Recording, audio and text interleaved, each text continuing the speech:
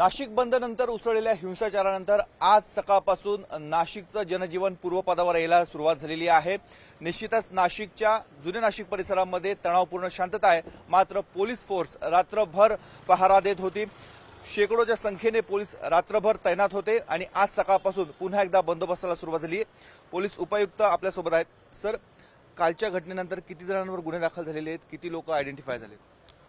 कालच्या घटनेनंतर साधारणतः 30-40 जणांवरती गुन्हे दाखल करण्यात आलेले आहेत। त्यापैकी सर्व लोकांना आयडेंटिफाय करण्यात आलेले आहे। इतरही आयडेंटिफाय व्यक्ती करण्याची प्रक्रिया सुरू आहे। फुटेजेस आमच्याकडे सर्व उपलब्ध आहेत आणि जे फुटेजमध्ये आहेत सर्वांना अटक केली जाईल आणि अटक करण्याची प्रक्रिया सुरू आहे। 6 गुन्हे दाखल करण्यात आलेले आहेत आणि त्यातील अटकेची प्रक्रिया सुरू आहे। सर, हे 6 गुन्हे कशा स्वरूपाचे आहेत? कुठले कुठले गुन्हे आहेत?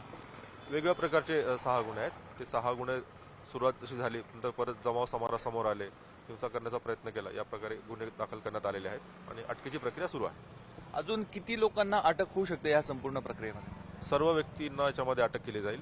जेवढे फुटेजमध्ये दिसतात जे याच्यामध्ये समाविष्ट आहेत सर्वांना अटक केली जाईल।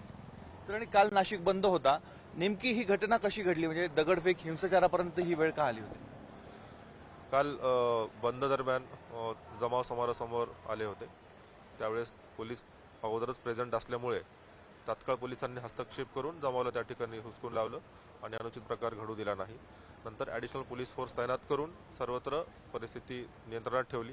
आता सर्वत्र पूर्वपदावर परिस्थिती आलेली आहे आणि सर्वत्र शांतता आहे। सर, आता किती पोलीस फोर्स रस्त्यावर तैनात राहणार आहे? रात्रभर पहारा होता, आज दिवसभर कसं असणार? रात्रभर देखील पोलीस फोर्स तैनात होता आणि दिवसभर देखील पोलीस फोर्स सतत तैनात असेल। हे आहेत नाशिकचे पोलीस उपायुक्त किरण चव्हाण, त्यांच्यासह इतर वरिष्ठ पोलीस निरीक्षक आणि इतर अधिकारी रात्रभर याच परिसरामध्ये तैनात होते। आज सकाळपासून पुन्हा एकदा पोलिसांचा बंदोबस्त भद्रकाली, जुने नाशिक या परिसरामध्ये तैनात करण्यात आलेला आहे। आपण बघतो एका बाजूला जनजीवन पूर्वपदावर येत आहे, दुसऱ्या बाजूला पोलिसांची टीम देखील पहारा देत आहे। या प्रकरणामध्ये आतापर्यंत 15 ते 20 जणांना अटक करण्यात आलेली आहे आणि पुढची प्रक्रिया ही सुरू आहे। जे काल व्हिडिओ व्हायरल झालेले होते, त्या व्हिडिओमध्ये जे दगडफेक करताना, हिंसाचार माजवताना दिसत होते, त्या प्रत्येकावर कारवाई ही केली जाणार आहे। कॅमेरामॅन किरण कटारेसह मुकुल कुलकर्णी, एबीपी माझा, नाशिक। एबीपी माझा, उघडा डोळे बघा नीट।